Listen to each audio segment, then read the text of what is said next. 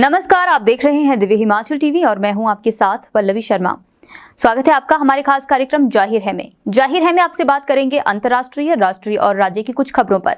साथ ही हमारे दैनिक समाचार पत्र दिव्य हिमाचल की कुछ खबरों पर भी आपसे चर्चा होगी।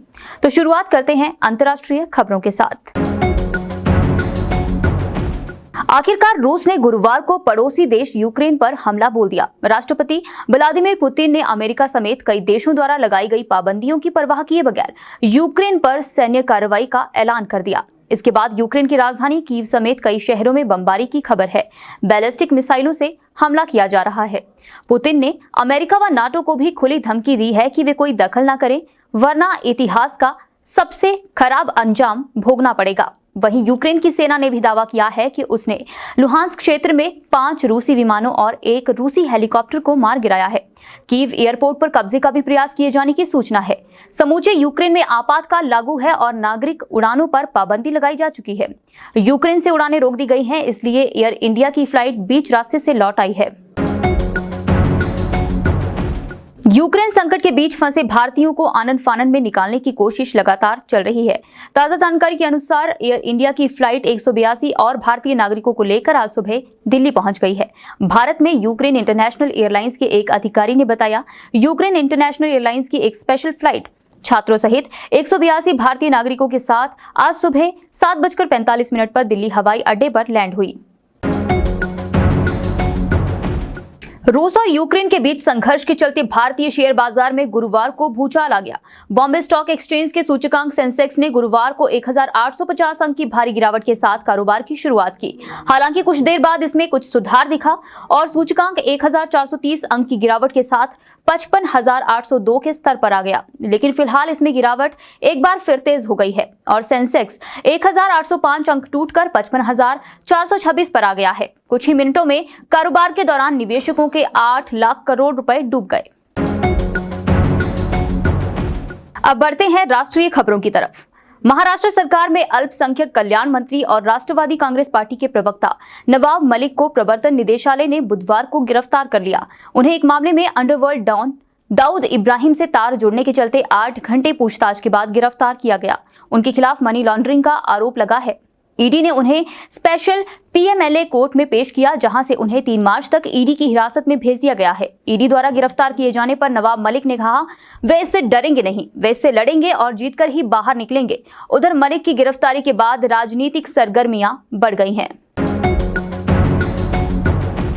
यूपी में चौथे चरण का मतदान बुधवार को संपन्न हो गया। 9 जिलों की 59 सीटों पर 59.41% मतदाताओं ने अपने मताधिकार का उपयोग किया। इस चरण में 624 प्रत्याशियों का भाग्य ईवीएम में कैद हो गया।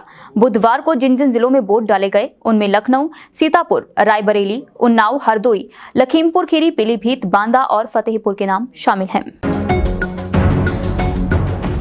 ऑस्ट्रेलिया में इस साल के आखिर होने वाले T20 विश्व कप के लिए टीम में जगह बनाने के दावेदारों की संख्या बढ़ने के कारण भारत गुरुवार से यहां श्रीलंका के खिलाफ शुरू होने वाली 3 T20 अंतर्राष्ट्रीय मैचों की सीरीज में विभिन्न विकल्पों को आजमाने से परहेज नहीं करेगा। वेस्टइंडीज के खिलाफ 3-0 से क्लीन स्वीप करने के बाद अब भारतीय टीम श्रीलंका को भी कड़ा सबक सिखाने की कोशिश करेगी और रोहित शर्मा की अगुवाई वाली टीम को ऐसा करने का दावेदार भी माना जा रहा है। लेकिन क्लीन स्वीप करने की इच्छा के बावजूद टीम प्रबंधन ऑस्ट्रेलिया में अक्टूबर-नवंबर में होने वाले विश्व कप से पहले अधिक से अधिक खिलाड़ियों को जितना संभव हो सके मौका देने की कोशिश करेगा।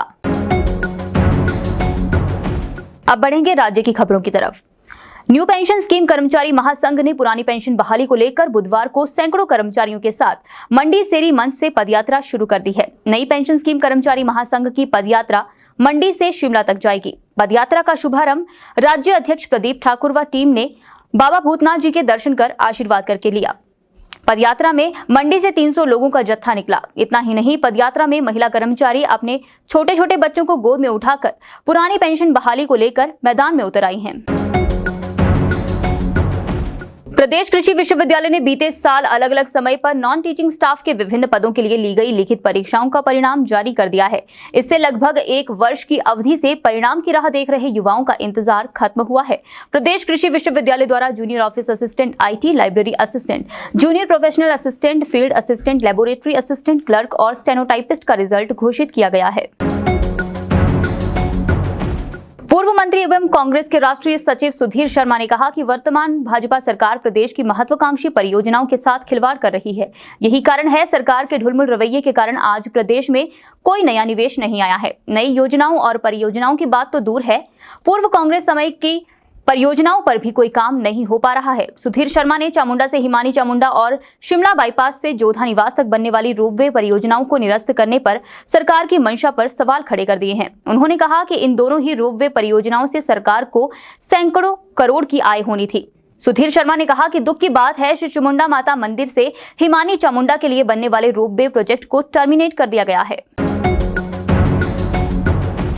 बाथू-बाथड़ी औद्योगिक क्षेत्र में अवैध रूप से चल रही पटाखा फैक्ट्री में हुए विस्फोट मामले में पुलिस ने पहली गिरफ्तारी कर ली है। इसके साथ ही पुलिस ने बाथड़ी औद्योगिक क्षेत्र में चल रहे एक और पटाखा उद्योग को सील कर दिया है। इसके साथ ही अब बाथू-बाथड़ी में 2 पटाखा उद्योगों को सील किया जा चुका है। पुलिस ने बुधवार को गढ़शंकर के नैनवा गांव के निवासी दीपक राणा को गिरफ्तार किया है। ये व्यक्ति बाथू व बाथड़ी दोनों स्थानों पर चल रहे दोनों पटाखा उद्योगों की विलिंग का कार्य देख रहा था। पुलिस ने बीते रोज ही उसे पूछताछ के लिए डिटेन किया था। वहीं उससे पूछताछ के बाद उसे हिरासत में ले लिया गया है। पटाखा उद्योग के संचालक व अन्य प्रबंधक अभी तक पुलिस गिरफ्त से बाहर है। अब बात करेंगे मनोरंजन की खबर पर। तो बॉलीवुड के चॉकलेटी हीरो वरुण धवन धक धक गर्ल माधुरी दीक्षित के साथ जल्द ही किसी प्रोजेक्ट में नजर आएंगे। वरुण धवन अपनी एक्टिविटी को लेकर काफी चर्चा में रहते हैं। वे अक्सर सोशल मीडिया पर अपने आगामी प्रोजेक्ट से जुड़े अपडेट भी शेयर करते रहते हैं। अब उन्होंने माधुरी के साथ तस्वीरें शेयर की हैं। इन तस्वीरों को देखकर मालूम होता है कि वरुण धवन ने अपने फिल्म के किसी गाने या प्रोजेक्ट की शूटिंग को पूरा किया है। फोटो में देखा जा सकता है कि दोनों मुस्कुराते हुए पोज देते हुए नजर आ रहे हैं। और अब बात करते हैं हमारे दैनिक समाचार पत्र की कुछ खबरों पर। तो विधानसभा के बुधवार को बजट सत्र की शुरुआत हंगामेदार रही। राज्यपाल द्वारा सरकारी योजनाओं पर सरकार की पीठ थपथपाना और तारीफ करना विपक्ष को पसंद नहीं आया और राज्यपाल के अभिभाषण के बीच ही विपक्ष ने सदन से वॉकआउट कर लिया। राजस्थान में कर्मियों के लिए ओपीएस बहाल कर बड़ी राहत दी गई है। यहां 1 जनवरी 2004 और उसके बाद नियुक्त सभी कर्मियों को नई पेंशन की जगह अब पुरानी पेंशन मिलेगी। अंतर्राष्ट्रीय क्रिकेट स्टेडियम धर्मशाला में 26 व 27 फरवरी को भारत श्रीलंका के 2 T20 मैचों के लिए बुधवार से स्टेडियम के बाहर काउंटर पर भी टिकट बिक्री शुरू हो गई है। मैच में फर्जी टिकटों को रोकने के लिए बेहतर व्यवस्था की गई है। इन सभी खबरों को आप हमारे दैनिक समाचार पत्र में विस्तार से पढ़ सकते हैं। अब संपादकीय पृष्ठ की बात करेंगे। कोविड ने बहुत कुछ बदल दिया है, जीने का ढंग, सोचने का ढंग। कोविड से पहले दौर में जहां नौकरियां गई थी, व्यवसाय बंद हुए थे, तो लाखों लोग सड़क पर आ गए थे। ये लेख आपको हमारे संपादकीय पृष्ठ में पढ़ने को मिलेगा, जिसे नए युग में चाहिए नई दृष्टि के शीर्षक के साथ लिखा है पीके खुराना ने। इसके अलावा रूस और यूक्रेन के हालातों और उसके भारत पर असर को लेकर भी एक लेख आपको पढ़ने को मिलेगा। राष्ट्रीय विवेचन में आपको सोशल मीडिया और बढ़ते अपराध शीर्षक से देवदत्त शर्मा का लेख पढ़ने को मिलेगा।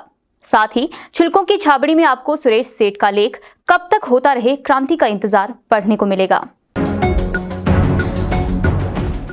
अब बढ़ते हैं आज के रोचक विषय की तरफ। 17,500 फुट ऊंची चोटी पर 55 साल के आईटीबीपी कमांडेंट का युवा जोश। सोशल मीडिया पर भारतीय जवानों के कई वीडियोस वायरल होते रहते हैं। हाल ही में एक ऐसा ही वीडियो सोशल मीडिया पर काफी तेजी से वायरल हो रहा है, जिसे देखकर हर कोई हैरान है। हर कोई जवान की तारीफ भी कर रहा है। वीडियो में जवान जो करता नजर आ रहा है, ये करना हर किसी के बस की बात नहीं है। वीडियो में आईटीबीपी का जवान सहरती ठंड में पुशअप्स करता हुआ नजर आ रहा है। आज के जाहिर है कार्यक्रम में बस इतना ही। देखते रहिए दिव्य हिमाचल टीवी।